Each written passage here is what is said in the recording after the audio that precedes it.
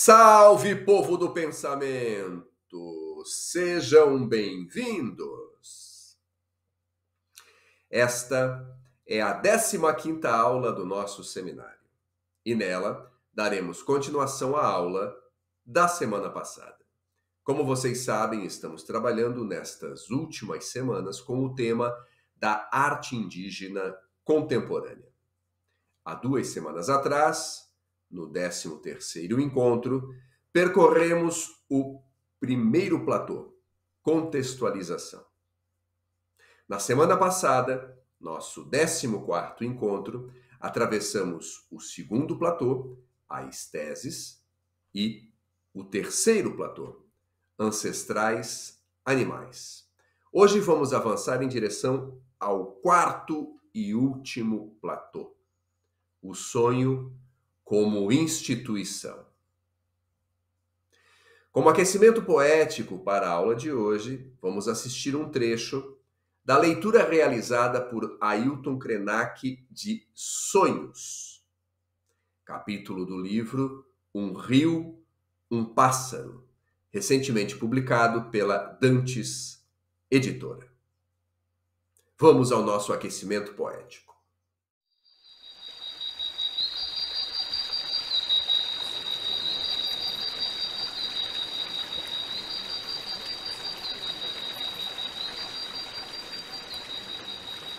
Sonhos. Apareceu um guerreiro com uma flecha na mão. Apareceu um guerreiro com uma flecha na mão esquerda. E a ponta da flecha era como um pendão do trigo quando está maduro.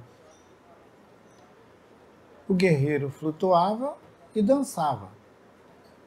Era uma roda de guerreiros dançando a dança tradicional dos Krenak. Ele me levou para um mundo do futuro e me colocou sobre um barco de luz. Não tenha medo, é aqui que você tem sua herança. Você vai saber de onde veio e para onde está se dirigindo. Foi o sonho da tradição que me deu o caminho a seguir. Deu-me vitalidade e o sentido de estar conectado com os antepassados. Tomamos decisões importantes quando sonhamos. No sonho, enxergamos qual o melhor caminho a seguir. Se não conseguimos sonhar, nada acontece. Esperamos sonhar. Acompanhando meu pai, que ia perdendo o orgulho por estar na cidade, pensava no que eu estava fazendo neste mundo. Éramos seres estranhos, sem capacidade alguma, a errar pela metrópole. Sofria, pensando que as gerações seguintes perderiam a noção de si e da sua origem. Pensava na necessidade de encontrar algum meio de recuperar a memória de conexão com os antepassados. Como manter o vínculo da terra ancestral com a cidade.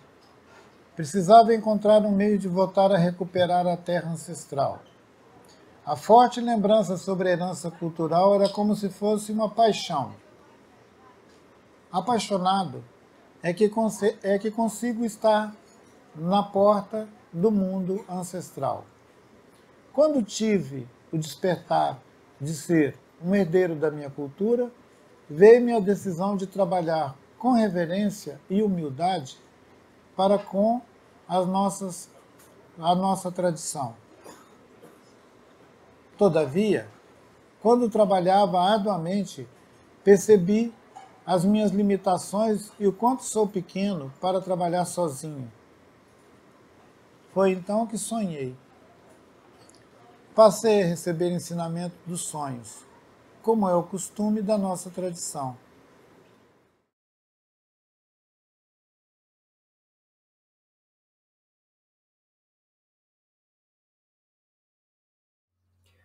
No ano de 1900, Sigmund Freud publica A Interpretação dos Sonhos, livro que dará início a uma metapsicologia que ficará mundialmente conhecida, a psicanálise.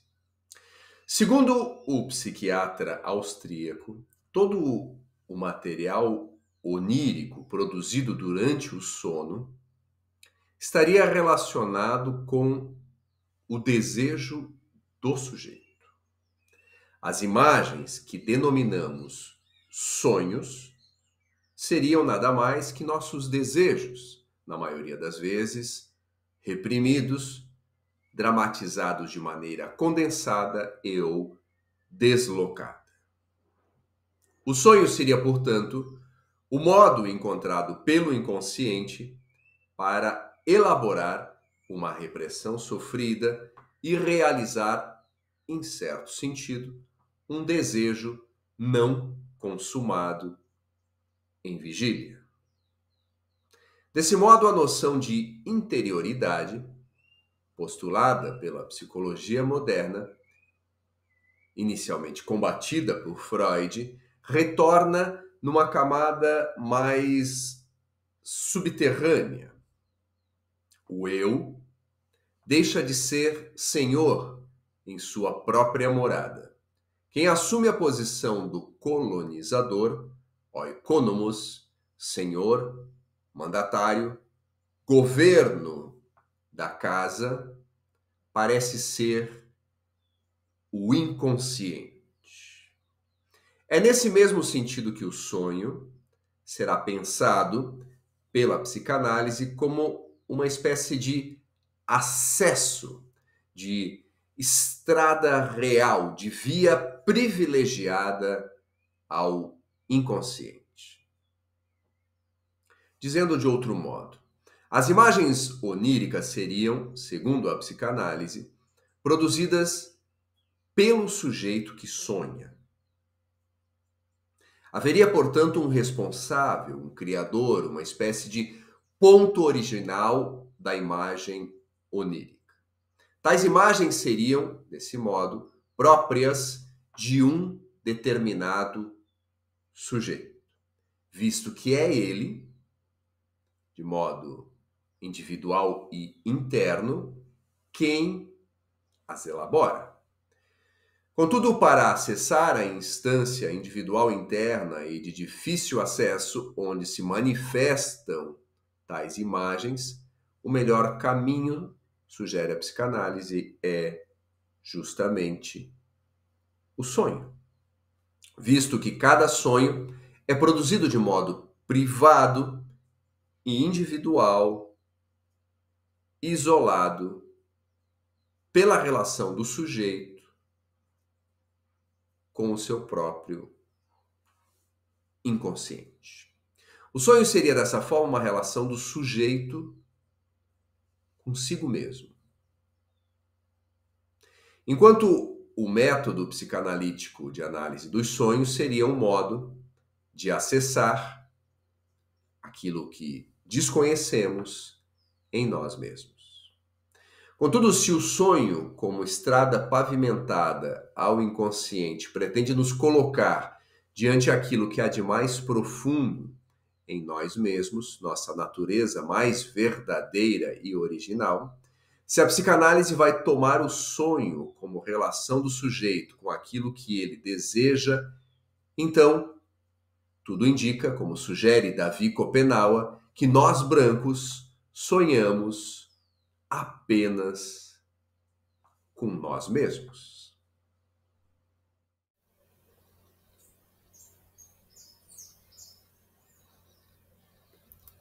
Os brancos não sonham tão longe quanto nós. Dormem muito, mas só sonham com eles mesmos. Em que medida seria possível pensar o sonho para além da relação do sujeito com ele mesmo?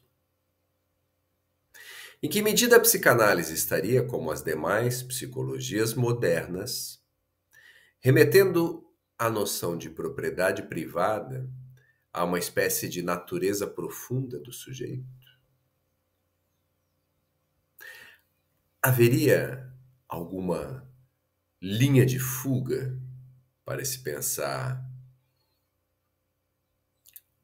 de outro modo a nossa relação com o sonho?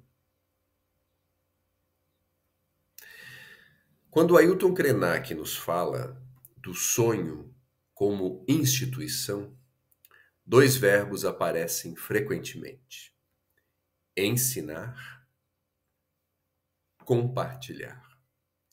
O sonho é apresentado como um lugar onde somos ensinados a aprender.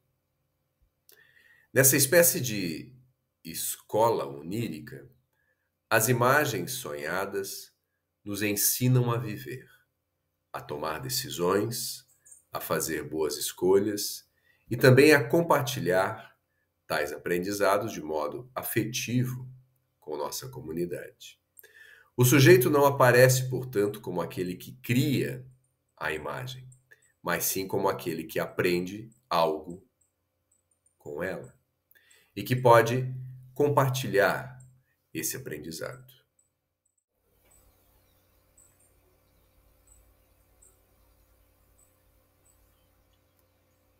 Na cidade, ouvem apenas o ruído de seus aviões, carros, rádios, televisores e máquinas. Por isso, suas ideias costumam ser obstruídas e enfumaçadas. Eles dormem sem sonhos, como machados largados no chão de uma casa.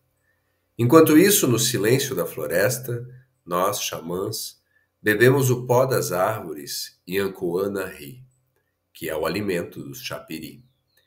Estes, então, levam nossa imagem para o tempo do sonho.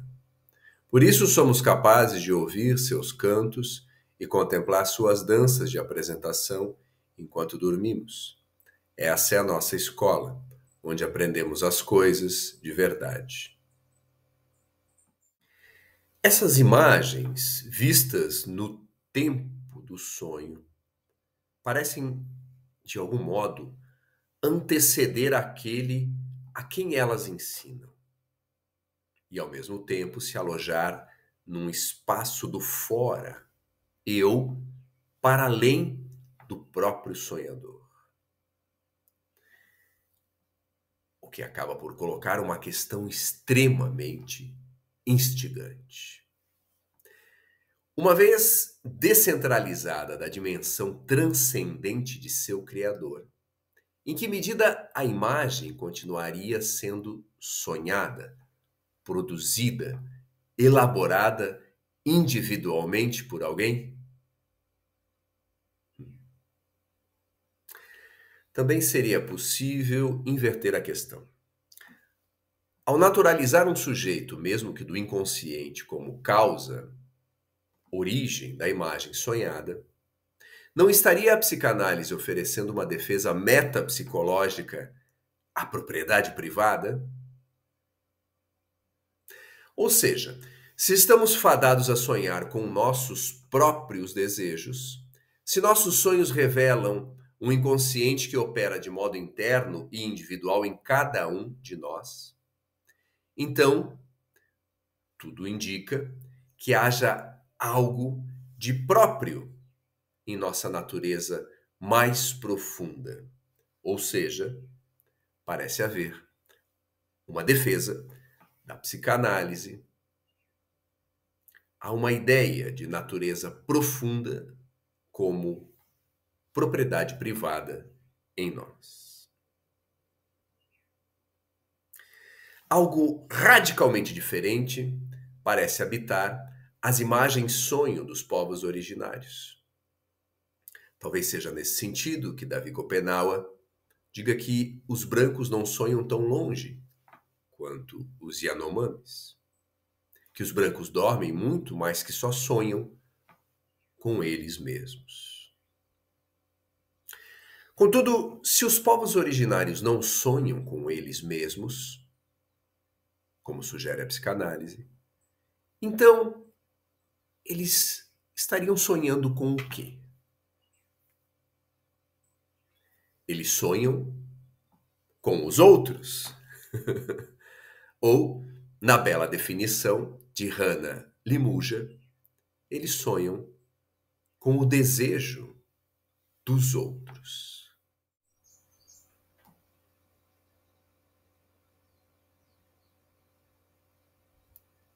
O sonho é fruto de um sentimento que vem do outro.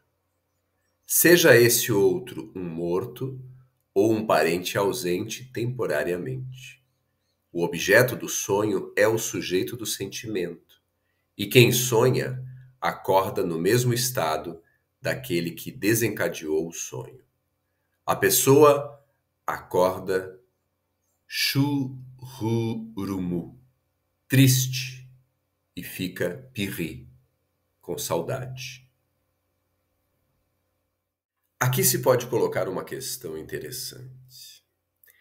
Se as imagens que aparecem em nossos sonhos estão agenciadas pelo desejo dos outros, seria possível pensar uma imagem que sonha? Dizendo de outro modo, ao tratarmos o sonho como instituição, estaríamos considerando o sonho como constituído por aquilo que o pensamento Yanomami chama de utupês, ou seja, pelas imagens. Desse modo, se é a imagem que sonha e não o sujeito, ou o seu inconsciente, talvez o espaço que o pensamento ocidental, de Platão à contemporaneidade, concedeu à imagem como representação, possa ser problematizado.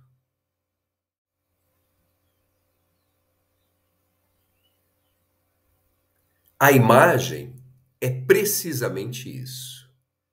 Não uma representação de objeto, mas um movimento no mundo do espírito. A imagem é a vida espiritual. E é justamente nesse sentido que a arte indígena contemporânea nos ajuda a pensar a imagem como um ser. A imagem não mais como um objeto representacional, mas a imagem como um ser. Um ser, uma coisa, não uma cópia ou uma representação no sentido de um ato psicológico ou físico. A imagem não está no interior do cérebro, ela não está dentro da cabeça. É justamente o contrário. É o cérebro que é uma imagem, entre outras. A terceira hipótese que defendemos neste seminário, portanto, é de que a arte indígena contemporânea nos força a pensar que aquele que sonha, e por consequência também aquele que cria, vem a reboque dos coletivos e das imagens que o precedem. Para finalizar essa aula, quero compartilhar com vocês 3 obras que me parecem sugerir este sentido.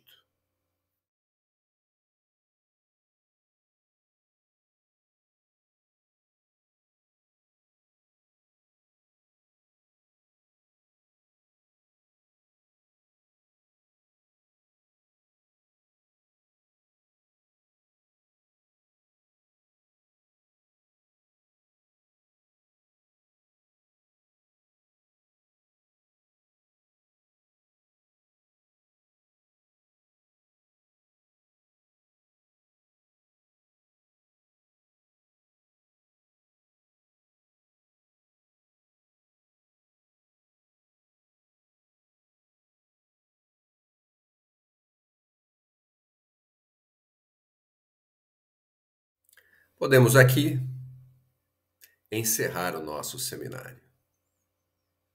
Esses 15 encontros que estivemos juntos buscaram criar condições de possibilidade para pensarmos uma ética feminista, vegetal e dos bichos.